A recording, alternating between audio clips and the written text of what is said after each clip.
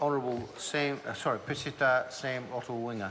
Well, thank you, Mr Chair. It's an honour to take a call in this committee stage. I want to take a quick call and answer some of the questions that have been put to me as the Minister responsible for this piece of legislation, sir.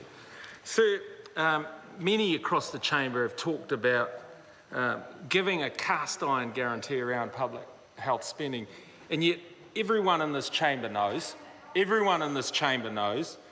that the taxation is going from this bill, the tax that is derived from increasing tax on tobacco is going into the consolidated fund.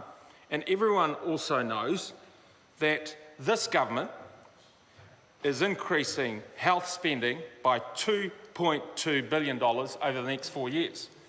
And we know that it's going towards more elective surgeries because we've heard questions in the House almost day after day around elective surgeries. And when we put it into elective surgeries, and that's $96 million worth of elective surgeries over 4 years. Yep, no, she's onto it. And it includes $169 million for disability support services, which I'm responsible for, and I'm quite proud of the fact that we're increasing that. And it's going towards increased spending on Pharmac, and we know the people of New Zealand asked for that, and that's what Minister Coleman and the Prime Minister have put more money into that, and as a Cabinet and as a government we're putting more money into Pharmac. So we know that that money is being well spent in the next few years, catering for the needs, the expectations and the aspirations of all New Zealanders. And that's the end of the matter.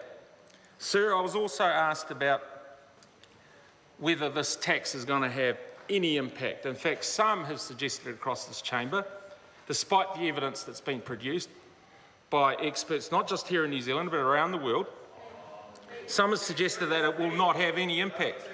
And I suggest to members to read some of the documents on that table, which refer the regulatory impact statement, which refers to the increase being expected to result in a 2.3% decrease, that's from 15% to 12.7% in the daily smoking rates over the next 4 years. And that is not just from the effect of the taxation, but that is from the effect of all the smoking cessation programs, everything that is, in terms of face-to-face programs, in terms of quit line, in terms of nicotine replacement therapy, all those types of interventions that make a difference in people's lives who smoke. And so we are getting 2.3% decrease just from this taxation alone in the next 4 years. Sir, I've also been asked in terms of the effect on the CPI.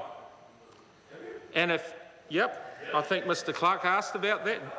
Yep, about an hour and a half ago.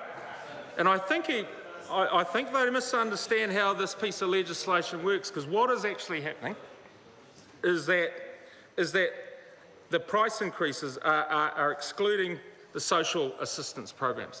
That's what is in the bill. And I suggest to members that they read the bill, because that's the various statutes that I laid out in the first reading speech that I made talked about the legislation that are being affected by this bill. So I suggest they read those amendments. Sir, I've also been asked about standardised packaging. I'm getting away from the tax aspect of this bill because we are focused on increasing tax, and we know that tax is not the only measure. But that standardised packaging legislation is on target. It's in the House. It's been before the Select Committee, and it is progressing. It is progressing in a way that it will be, and we know that it will go through the House this year. It will go through the House this year. And the Prime Minister has gone out. The Prime Minister said it. I've said it. It is progressing through the House. How's it progressing? It's sitting on the order paper. And Sir, I just want to say that I do want to thank members opposite. We have had a rigorous debate in this chamber. I think most parties here will agree that this increase in taxation, at 10% for 4 years, is going to make a difference to New Zealanders' lives. Clayton Mitchell.